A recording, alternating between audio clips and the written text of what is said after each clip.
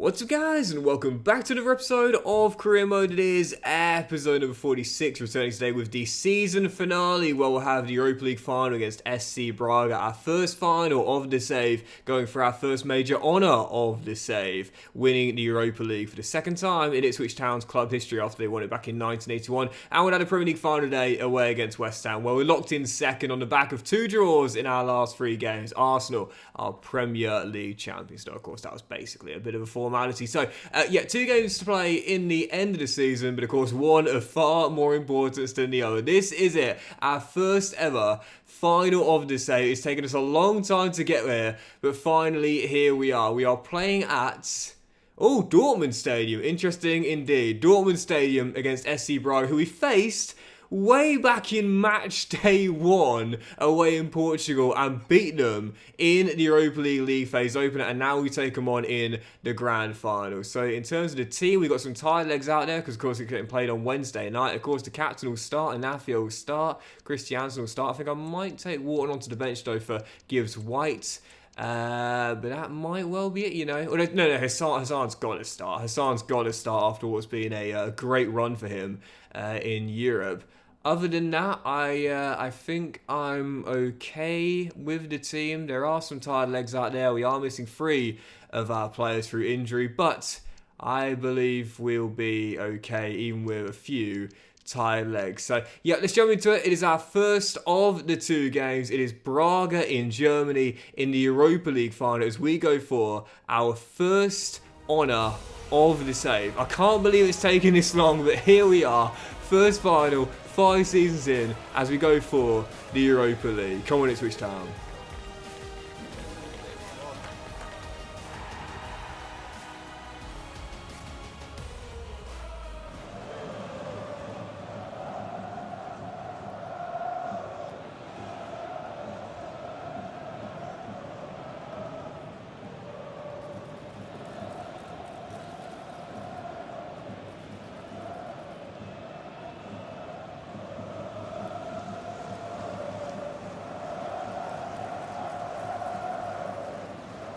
Been very consistent from the first game all the way through to this final, and that is, I believe, we are the favourites to win the Europa League this season. I said it before a ball was even kicked in the competition, and I'm saying it heading into the final as well. There's some good teams in here, don't get me wrong, some decent teams, but I think we're the best of the bunch. I really do believe that, and so final was my minimum expectation.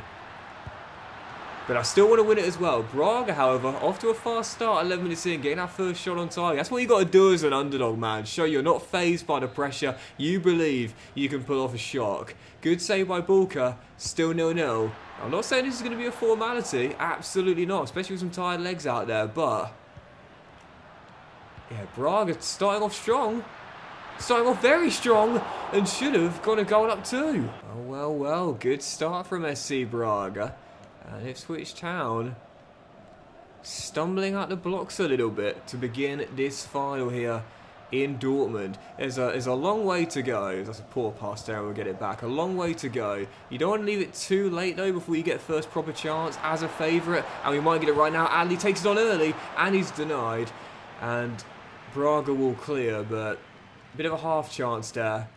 Good save, however, keeps it at 0-0. 0-0 for now, but half an hour in. Both keepers forced into early saves, as both teams look for the deadlock to be broken. Here's Hassan, who's been sensational in the Europa League this season. Moses Hassan denied and turned behind for a corner. Stumbling at the blocks, now getting our foothold and looking for that opening goal. 2 decent saves, still 0-0. Garner's delivery. Headed off the line by Anafia, and then a rebound also. Turn behind as the Tractor Boys keep the pressure on and keep Braga penned in their own area. Going for that opener, looking for the Portuguese centre-half once again. Over the bar, still 0-0. That's going to do it for the first half. We stumbled out the blocks early, but did get a foothold after a shaky beginning. Kept Braga penned in our own half for about 15 minutes, but sadly couldn't find a breakthrough. Deadlocked at 0-0, but I don't see it staying this way. I'm pretty sure someone is going to take the lead in the second half. It's finals like this where You know, they get off to a frenetic start. No one breaks the deadlock, but it all comes down to how the second half starts, really. If it keeps getting played at like a million miles an hour, like this game has been, it's been a really good contest between both teams, then for sure someone will get a goal. I feel so confident in that. And again, the second half starting off like the first. Braga on the front foot, and give them some credit. Despite being underdogs, they're going for it. He's onside. Oh, what a chance. Flag stayed down, onside. Couldn't squeeze it in. Favourites, but not a formality. That is the best way of putting this final. And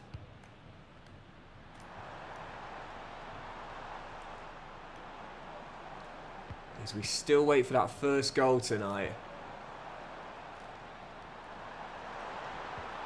Ali's on. We've got it. Amin Ali, our player of the past 2 years. This season had his problems with injuries, but he's just scored a massive goal. For all the goals he scored in blue, this might be the biggest. Amin breaks the deadlock. Ipswich draw first blood. Yeah, for all the problems Amin Ali has had with injuries this season, missing a massive chunk of football. I think it's 5 months total he's missed. He has had a great goal-to-game ratio when he has been on the pitch. When he's been fit, he's been a big difference maker. It's going to be Balkers all day.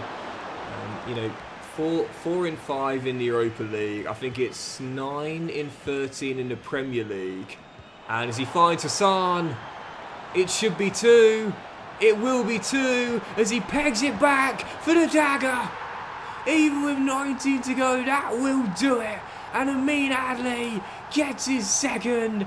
And Ipswich Town will have the Europa League back in the cabinet for the first time in nearly 5 decades. Moses Hassan, who's been brilliant in the Europa League knockout stages with the 1-2. And it is game over in Germany. A quick fire double, and it just goes to show you, when you're an underdog, you've got to take the chances you get, because you know the favourites almost definitely will. A golden chance right at the start of the second half missed, and Ipswich Town punished the Portuguese side with a quick fire double from the Moroccan. It's over, and Ipswich Town have won their first major honour in the say. Start the party. Oh, Amin. Europa League final hat-trick. Who is he? Adamina, look, man. Mikhailo Mudryk makes it 3. What a second half display in Germany. And Ipswich Town in 20 minutes have hit Braga for 3 and wrapped it up in style. And it may not be a hat-trick for Ali in the final, but a hat-trick of direct contributions, offloads to Mikhailo Mudryk, and the Ukrainian gets our third. What a second half display. I said this season it would be silverware or bust for the Tractor Boys. We had to win something. There was a genuine shot at a treble back in March, and 2 months later, in the end, only the one available. But oh, what a goal that is. At least we know we are going to get it. We may not get a clean sheet, but Ricardo Horta will at least give the Braga fans something to... And to be fair, they deserve that, man. They deserve that. They've put us under pressure, they've had their chances, and they've got a deserved goal. They might not get the win, but at least they'd have something to celebrate. That's a cracking strike, that. Yes, you have to go back nearly 5 decades as this save has carried on since Ipswich Town's last major honour. It was indeed the Europa League, otherwise back then known as the UEFA Cup. And back then the finals were played over 2 legs, and Ipswich Town got to celebrate in the Netherlands. But tonight it is delight in Germany, because after 3 goals in 18 minutes, Ipswich Town run rampant in the second half to record a 3-1 victory. Braga with the consolation. Give them some credit. That was a fun final, man. They did give me some moments of doubt, but in the end, we do what we needed to. Ipswich Town, Europa League winners.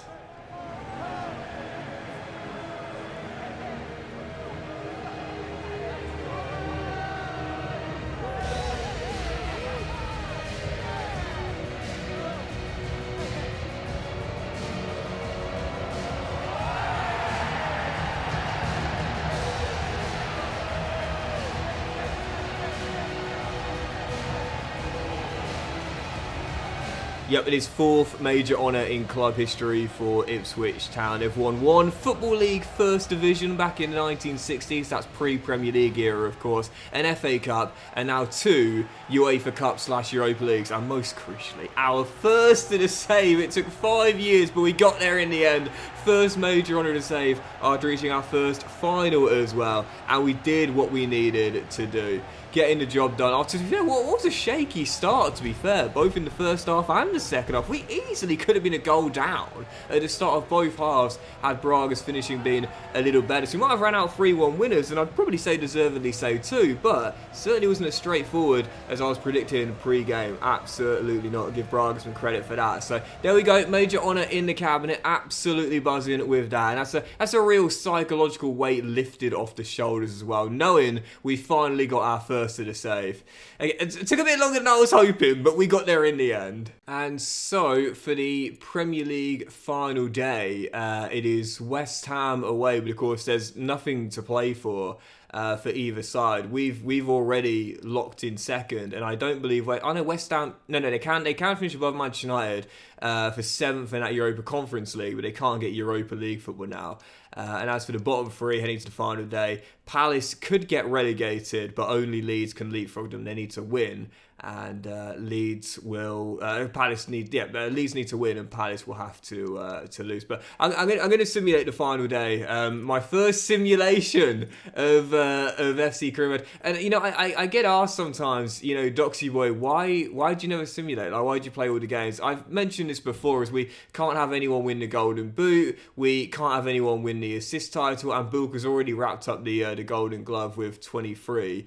The reason, hang on, what's the Czech record? Oh no, it's 24, not 25. Oh, I'm playing it then.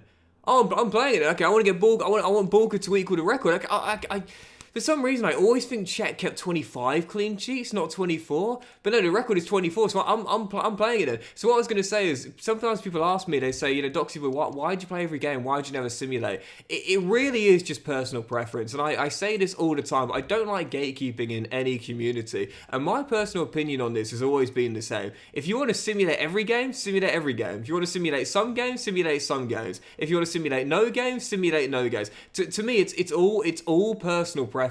I'm gonna have to start an Afia now, so I want to make sure we get that clean sheet. It's all personal preference for me, and for me, I just like to play every game. And when it comes down to motivation to play, I often say, if you look for it, you will find a reason to play. Like if you look for a reason to make the games kind of more meaningful, if you will, you will find a reason for it. So on the final day, there's nothing to play for in terms of the the points and the league finishes. We're locked in second, but I want Bulka to equal that Petr Cech record, and so really, it's just all personal preference for me, you know, and this is why I don't simulate, because I like to do, I like to try and immerse myself in the save as much as possible. So yeah, we'll play the final day, West Ham away, and all I want to do is just keep a clean sheet. I don't mind finishes 0-0, I don't mind 1 bit. I just want that clean sheet, and I want Bulka to equal that Petr Cech record of 24 in a Premier League season. Let's go do it.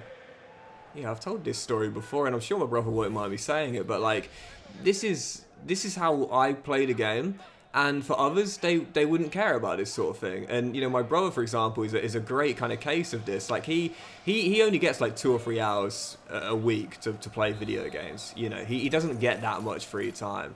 And so for him, it's like, you know, when he plays FIFA/FC, when he plays career mode, he's a massive Manchester United fan. And he just wants to have fun. Like, all he wants to do is play the game on, like, amateur or beginner as Leif Davis hits the crossbar, thrash teams 3 or 4-0, bring Manchester United back to the glory days, win the Champions League, like, 4 years in a row, if he can even have enough time to play 4 full seasons. And, you know, sign all the players he wants, you know. Messi at Manchester United, why not? You know, Ronaldo linking up, absolutely. Mbappe, bring him in, you know. That's how my brother chooses to play the game. And I'm not going to sit there and say, oh, bro, you're playing the game wrong. You know, you need to do it with more realism. You know, you need to make it more challenging. No, if he wants to play the game that way, that's up to him. There's no right or wrong way to play the game. It's how he chooses to have fun, and it's how he enjoys it. And so it really is personal preference. This is how I do it, but it's not to say it's right or wrong. It's just all personal preference. Colio shows, and Hassan lets it run across his body. And Georgie gets out of the way for Hassan to get the opening goal with 8 to play before the end of the first half. I have to say, this has been Moses' best season so far for us, and it's been in the European knockout stages where he was at his best. That performance in Germany to steady the ship when we were really struggling in order for us to make the semis was big. He scored the dagger in Turin in the semi-second leg as well. Moses had a really decent year for us. Of course, that Spurs game where he scored 2 in the battle between him and Hendrick, that was like a real coming-of-age performance from the Tanzanian winger as he gets a quick-fire double to make it 2 as well. The kid now is turning into a man. Moses Hassan doubles the lead with 2 of his own. He's starting to become a man now. We love to see it. Almost there, 22 minutes to go. Petr Cech in the stands. In the stands, he's a really nice bloke, Petr Cech, and you know he'll be congratulating Martian at the full-time whistle for joining him and equaling that record. He's a great bloke, Petr Cech, I must say. I listened to him on a podcast with Jake Humphrey on the High Performance podcast, and he's, you know, for what he had to go through, I think people forget this all the time, for what he went through in his earlier years with Chelsea when he had that infamous collision with, I think it was Noel Hunt, at Reading, of course, the severe head injury. A lot of players, you know, would have had a life-changing injury like that and you know, never, you know, sort of got back to the same heights. Petr Cech continued to win Golden Gloves. He has the record, the joint record, I should say, of most ever Premier League Golden Gloves with 4 alongside Joe Hart. And, of course, never forget that night in Munich in 2012 where he helped Chelsea win the Champions League for the first time in club history with an amazing performance. Penalty save, and then penalty saves in the shootout as well.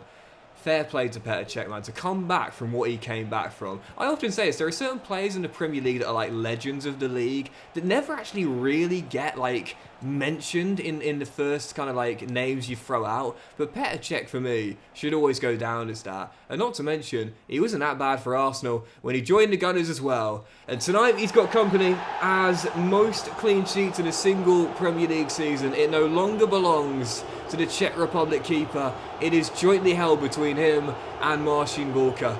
As you see the little fist pump there, job done, he's done it, 24 clean sheets, equaling the record, and that is why I wanted to play the final day. Great to end strong with a win as well. And so as the Premier League season comes to a close, we say congratulations to Arsenal. They end the dynasty. 10 titles in 11 years for Manchester City. Ended this season by the Gunners, their first since 2004. So 25 years of finally ended by Mikel Arteta's Gunners. We did well to push them for as long as we did, but sadly just fell off right towards the end. But our best defensive record of the save so far, and the best defensive record in the division with only 18 conceded in 38. That's something to be proud of there, even if we could not go all the way to win the Premier League title. But next season, we'll be going for it once again. Brighton, who were one of the closer threats as well, stayed in the top 4. They're going to the Champions League with us next season alongside Spurs. The European spots went to Chelsea, Man City, and Newcastle United, who'll have the Conference League for the next season. Top 10 wrapped up by Manchester United, West Ham, and Liverpool. And as for the bottom 3 this season, in the end, Leeds did go down alongside Nottingham Forest and Southampton as well. And one of the big reasons why Brighton finished in the Champions League spot is because of the man who won the Player of the Season award and the Golden Boot. Yep, the Ukrainian Dovbyk, 28 in 35. What a record for the Brighton forward, with Hendrick in second and Isak third in scoring this year.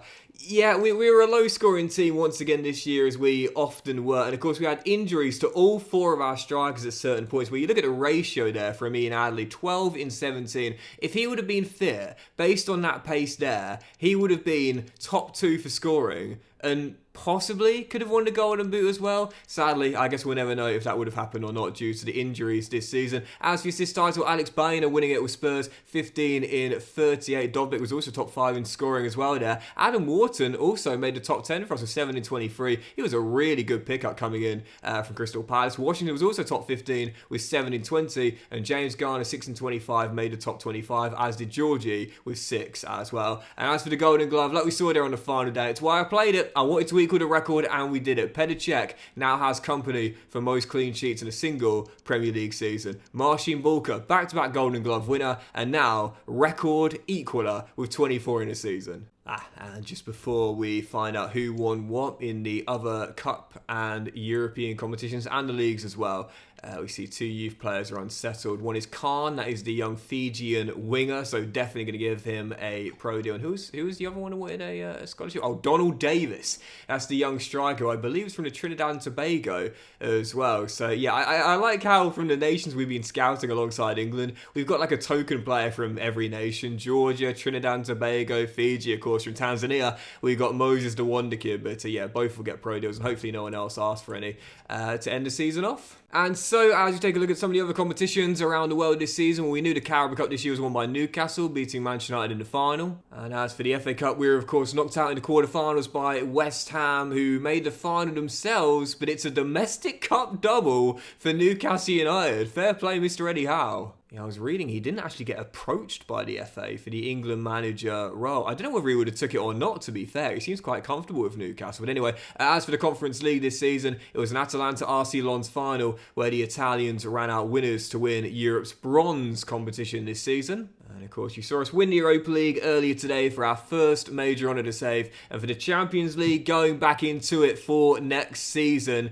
Well, you can see the Europa League branding on this, but this is the Champions League, I promise. And going into the last 16, a few English sides remained before their knockouts. And in the end, Real Madrid went all the way to the final once again against AC Milan.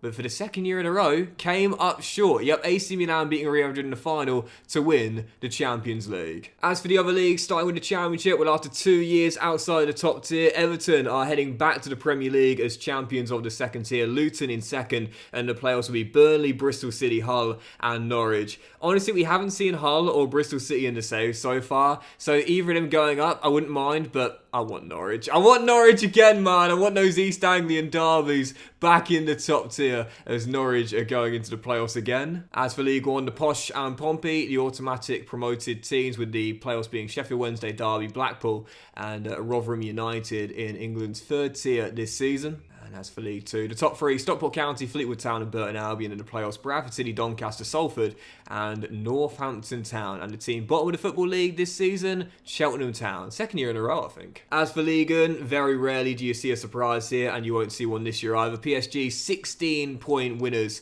to win the French top tier this season. And as for the Bundesliga, Borussia Dortmund champions by 11 points to win their first in quite a while, to be fair, with Bayern second, Leverkusen third, and RB Leipzig fourth in this year's German top tier. It's a league and European double for AC Milan, Napoli second, Roma third, and Fiorentina in fourth place in the Italian top tier this season. And as for the Eredivisie, Ajax still haven't won one in the save yet. Feyenoord winning the championship, 7 clear of PSV, with Ajax in third in the Eredivisie this season. And as for the Liga Portugal, Sporting on top, 5 clear of Porto, and Benfica in third as our Europa League finalist Braga.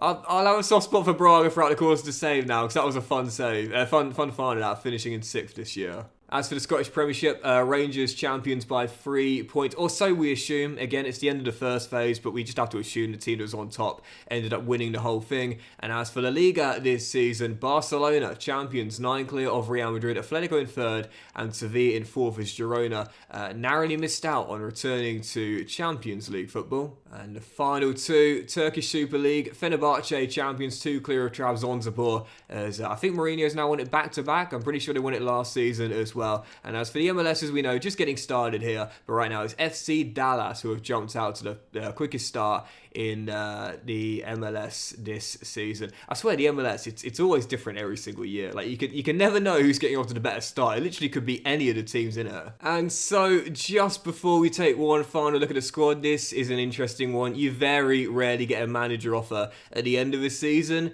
but I think it's cool that you can get this now, because you never used to be able to. Spurs have offered me the job after a 4th place finish. It's tempting, they're going into the Champions League like us. And whilst I'd say we've surpassed them in terms of ability now, they are what you'd call a bigger club than ours.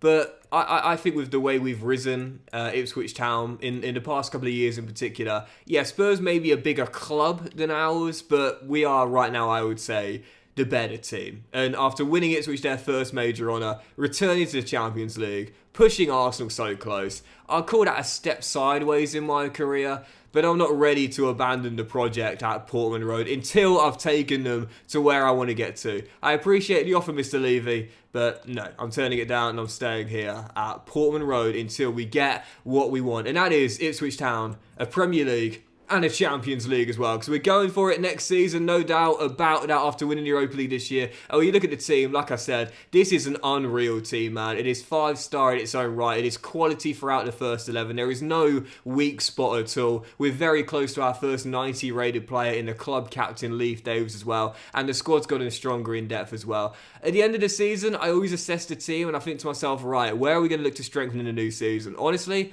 I've got no idea. Absolutely no idea. It is a fantastic, fantastic team. I will want to loan out my youth players. There's no doubt about that, to make sure they continue to develop. But really, we need a new backup goalkeeper with Fraser Forster going at the end of the season. But where do we look to improve? We had the best defence in the division last season. I mean, maybe we could look for a new winger, possibly. But we love Moses Hassan, the youngster, who I'll give more game time to next season. And Koleosho and Mudryk ain't bad wingers at all. So I don't really know. I guess we'll think about it. One thing's for sure, I'm certain we'll have another really big budget for the new season. So one final look at the squad, with Marcin Balkan out 86 overall, equaling that Pedicek record and about to become 87 rated. It's crazy to think he started off poorly for us as a replacement for Muric. That now looks like a distant memory, his shaky start as an Ipswich Town goalkeeper. He's now surpassing Muric for sure as the best goalkeeper we could have. But Leif Davis now 89 overall, didn't get a goal all season long, but 2 assists in 53 games, basically never misses a game for us. And I do believe, even though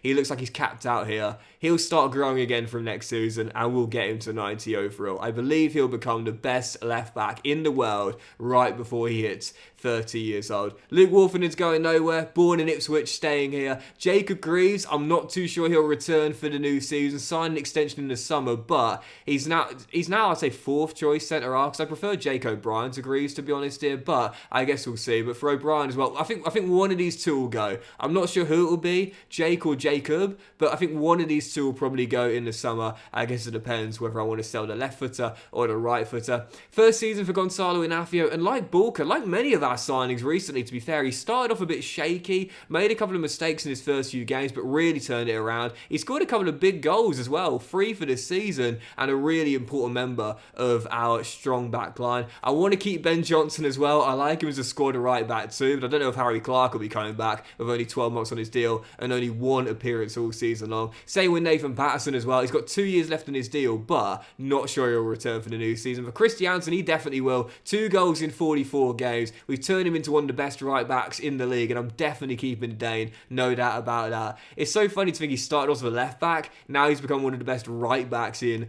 the division, no doubt about that, as Riley Stokes grows out on loan. Flynn Downs will be staying due to the homegrown rulings. We don't start him in that many games. When he does start, he puts a good shift in, and I love the 88 standard as well. And as for Onana, he'll definitely stay as well. Converted into a ball-playing defender, he's not growing anymore, but he still always puts in a really good shift, or he starts CB, or if I move him back up the field to CM. Adam Wharton, solid debut season for him, scored 2 goals in the league and in Europe, but also 7 assists in 23 in the league. That's pretty impressive for one of our CMs, and still getting better as he and James Garner are sort of splitting the game time at the moment. Sorry, just needed a breather there. And Cameron Humphreys will be staying as well, again, just because we need him for the homegrown rulings, and he literally never complains either. I love those squad players, and they barely play, but they never complain. As for Mudryk, solid season for him, to be fair. 9 goals, including 1 in the Europa League final as well, plus 6 assists as well. He was pretty decent on that right-hand side for us. Up to 83 overall now. I'm not sure if he'll get any better at 28 years old, but I've got no plans to sell the Ukrainian. Coming in here, he's done a decent job, and I'm keeping hold of him. And as for Luka Warwick, injuries this season really stunted his growth and his development. Only the 1 goal all season long, but at 24 years old, he's still so young and he's still getting better as well. So no plans to sell him either on the wing. But I think for next season, one of Luka or Mikhailo will go onto the bench for Moses Hassan.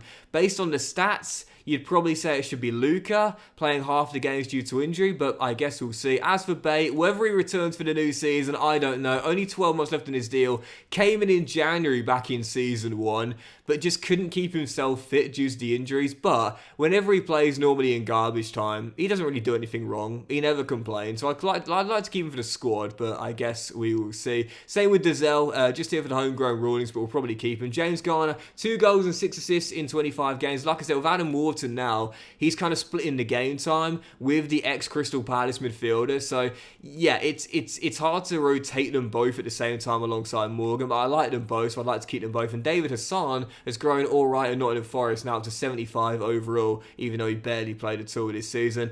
Shea Angela is now 70 rated at Braga. Didn't feature in the Europa League final against us. I don't think he got a minute there at Braga, but fair enough. And as for Gibbs White, 2 goals and 3 assists in 28. Bit of a shame he got the injury about 2/3 of the way through the season and went down a rating to 84 overall. But like I said, man, this guy's the heartbeat of our midfield. So whilst we could start Garner and Wharton together, no, Morgan's the heartbeat. He's the driving force of the team. He is relentless, and he's still staying as a starter here, despite the fact he's pushing 30. I wanted to play Declan Fry this year, and I just never did. So I think for the new season, I'll give him a new deal and try and loan him out.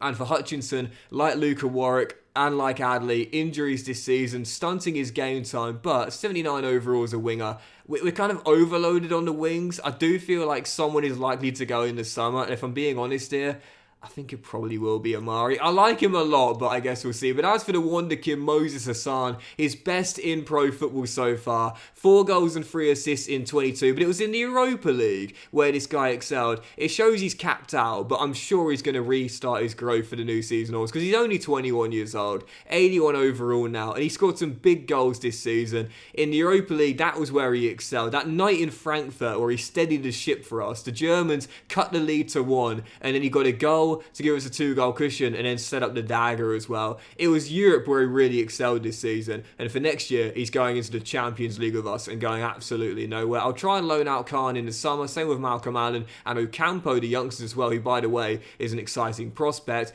As for Georgie, 8 goals and 6 assists in 22 league games this season. Once again, injuries stunting his growth a little bit, but I'm pretty sure he'll be returning for the new season, as will this man as well. What a shame this year he had so many injuries, because I'm sure he would have won the Golden Boot without them. But 12 goals in 17 league games, 5 and 5 in the Europa League, including a man of the match display, scoring 2 of our 3 goals in the final as well. Double A might have been hurt, might have got injured, but still showed he's one of the best strikers in European football right now. He's going nowhere. Liam Delap will be staying as well. 15 goals and 10 assists in 32 games, signing out extension and now knowing his role as a rotational piece. And I'm hoping I'll be able to convince David to do the same in the summer as well. He had the exact same ratio of goals and assists to games with 15 in 10. He's out of contract in the summer, but like Delap, I'm going to say, I'll give you more money if you agree to take a reduction in the squad role. And as for Nicholas Price, by the way, up to 70 overall, and I'll try and loan him out again in the summer, but he's still got a long way to go before he battles for a first team squad place. But that'll do it for the season finale, guys, and the end of season 5. Big thank you for watching. Really hope you have enjoyed it. If you have, then please do drop a like. What's up to you all? Have a fantastic day, and we'll return in the new season, the start of season 6 of Ipswich Town, where we won't be able to defend our Europa League going back into the Champions League, but my aims for the new season, I'm going to say it right now, treble. Yep, I'm going for the big one next season, the treble. The Champions League, we reached the semi-finals last year in it. Why can't we go all the way to at least a final for the second year in the Champions League? For the Premier League, we pushed Arsenal so far this season, but fell off towards the end. But for the new season, hopefully not as injury plagued, I believe we can get that first ever Premier League title in the cabinet at Portman Road, and the FA Cup as well. We still haven't reached Wembley yet. It's Wembley or bust next season. We can't bottle it again for sure. I'm going for Ipswich's second FA Cup in club history as well. Have a fantastic day, guys. Much love to you all, and I'll see you for a brand new season, the start of season 6 at Portman Road very soon.